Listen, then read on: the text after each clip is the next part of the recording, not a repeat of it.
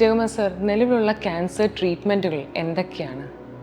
Cancer treatment ഒരു speciality മാത്രമായിട്ടല്ല ഇപ്പോൾ treat ചെയ്യുന്നത്. ക്യാൻസർ ട്രീറ്റ്മെൻറ്റ് കൂടെ സർജറി വേണം, കീമോതെറാപ്പി വേണം, റേഡിയേഷൻ വേണം. ഇവരുടെ എല്ലാവരും കൂടെ ഒരു കോമ്പിനേഷൻ ആകുമ്പോഴേ മിക്കവാറും ക്യാൻസറുകൾ നമുക്ക് 100% ഭേദമാക്കാൻ പറ്റുള്ളൂ.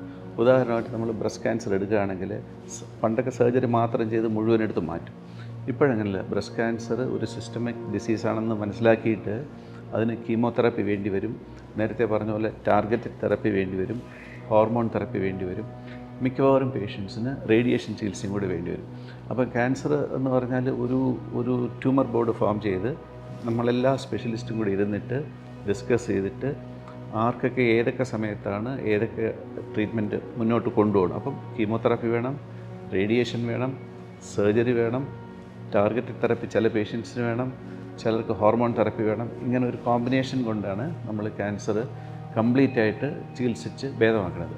ഇതെല്ലാം കൂടെ ഉള്ളൊരു ഫെസിലിറ്റി ഉള്ള ഒരു സെൻറ്ററിൽ ചികിത്സിച്ച് ചെയ്താലേ ഒരു ക്യാൻസർ വന്നു കഴിഞ്ഞാൽ നമുക്ക് 100% ഭേദമാക്കി കിട്ടാൻ സാധിക്കുകയുള്ളൂ.